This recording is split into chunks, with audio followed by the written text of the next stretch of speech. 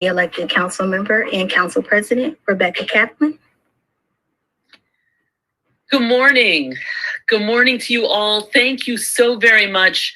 It is such an honor to be being sworn in today together with this incredible group of colleagues. And so I am grateful not only for my reelection, and thank you to the voters of Oakland, but for this incredible group of people that I'm honored to serve together with.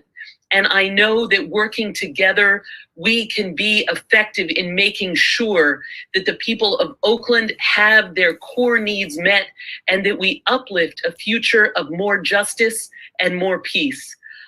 So it is a great honor to have this opportunity together with all of you.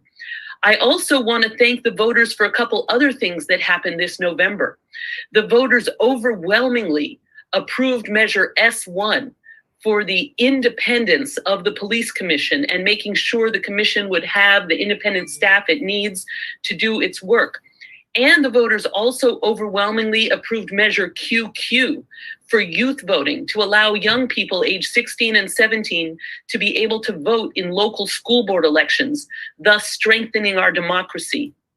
I also want to acknowledge that we have vital and important work to do, both to fight for implementation of things that the council has already passed, like the public lands policy, like the additional illegal dumping crews that we funded, like the crackdown on gun violence and making sure we're tracing and shutting down the dealers who are selling death into our community with illegal gun dealing, to also making sure that we're taking the next steps around housing for the homeless, including expanding our use of allowing people to put accessory dwelling units in their backyards, making sure we're doing quick build of affordable housing and streamlining the approval process so we can add more housing more readily and not let our own processes undermine that step that is so needed.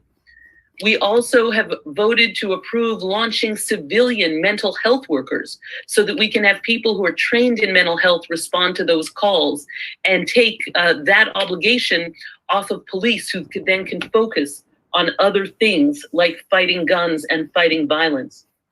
We know that so many of our small businesses have been struggling, and I really want to encourage everyone also to continue to stay safe and wear masks and practice distancing.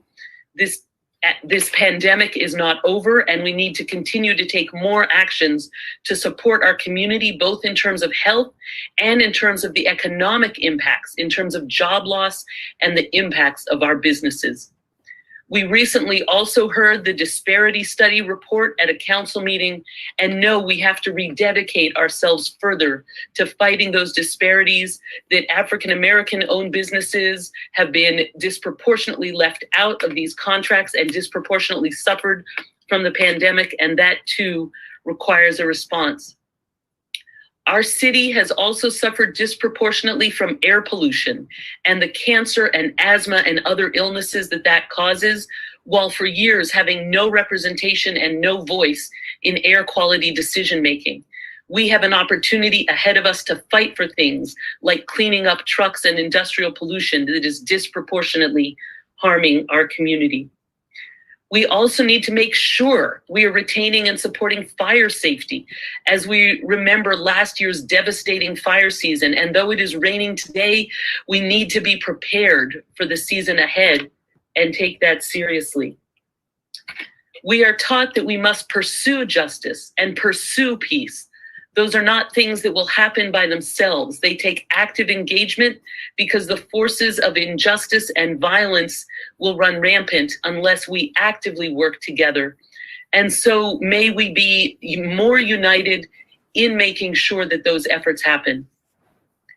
The leaders of Oakland who are being sworn in today and the people who do the work every day in our community deserve our support and our thanks, both in our hearts and in our actions.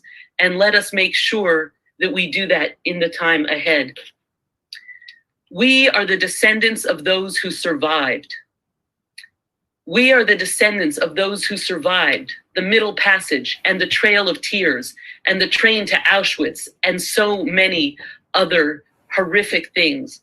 We need to, in this moment, be all the more dedicated to our work together, to our work to uplift those who have been most left behind, and to building a future both of more justice and of more peace.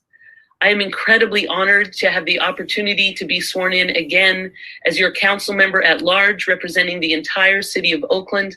And it is an honor to serve you and to serve alongside my amazing colleagues. Congratulations to you all, and thank you. Good morning.